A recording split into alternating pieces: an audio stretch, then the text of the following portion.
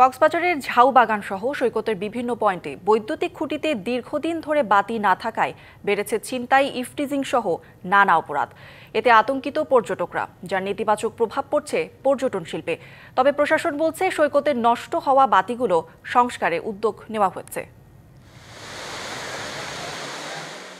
স্বচ্ছ নীল জলরাশির সাগর ও বিস্তৃত বালিয়াড়ির সৈকতের অপার সৌন্দর্য উপভোগে প্রতিদিন কক্সবাজারে ভিড় করেন দেশের নানা প্রান্ত থেকে ছুটে আসা ভ্রমণ পিপাসুরা।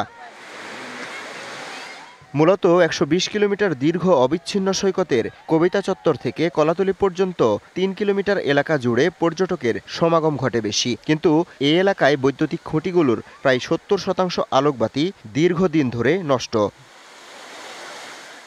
সন্ধ্যার পর সৈকতের এই অংশে পর্যাপ্ত আলোর ব্যবস্থা না থাকায় অনিশ্চয়তা ও নিরাপত্তাহীনতা বেড়েছে। ঘটছে ছিনতাই, ইফটিজিং সহ নানা অপরাধ। ১৯ অক্টোবর সৈকতে বেড়াতে আসা পর্যটককে ছুরিকাঘাত করে মোবাইল ছিনিয়ে নিয়ে যায় দুর্বৃত্তরা। পরে জড়িত ৫ জনকে গ্রেপ্তার ও বিভিন্ন সময় ছিনতাই করা ১০টি মোবাইল উদ্ধার করা হয়। লাইটিংটা কম থাকে, যেটা করে একটা ইনসিকিউরিটি সবাই ফিল করতে পারে। তো আমরাও ইনসিকিউরিটি ফিল করি। যদি আলো থাকতো তাহলে সবাই আমরা একটু নির্বিঘ্নে আর একটু ভালো করে এনজয় করতে পারতাম। খুবই অনিরাপদ, সেদিকটা আর একটু নজরদারি বাড়ালে মনে হয় ভালো।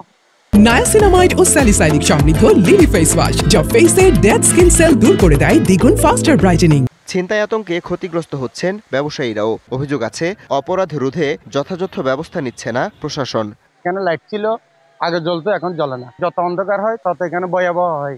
এখানে মনে করেন টুরিস্টের মোবাইল নিয়ে যায়, আমরা তো সন্ধ্যার পর হলে চলে যাই। পর্যটক যত বেশি আসবে, আনাগোনা বেশি হবে, আমাদের ২-১ টাকা ব্যবসায়ী একটু ভালো হবে। পর্যটক না আসলে পর্যটনের কোনো ভূমিকা থাকবে না। টুরিস্ট জানি সব দিক দিয়ে মুভমেন্ট করতে পারে একটা স্বচ্ছ আলোর মধ্যে।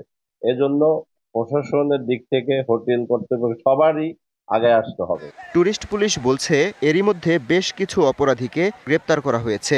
৩৪ জন ছিনতাইকারীকে গ্রেপ্তার করে আমরা তাদেরকে দিয়েছিলাম। অনেকে আবার চলে আসছে, আইসা আবার এই জামিনে এসে আবার এই ধরনের কাণ্ডকলাপ বিভিন্ন জায়গায় করতেছে। ইতিমধ্যে আমরা আইডেন্টিফাই করে ফেলেছি, কাউকে ছাড় দেওয়া হবে না।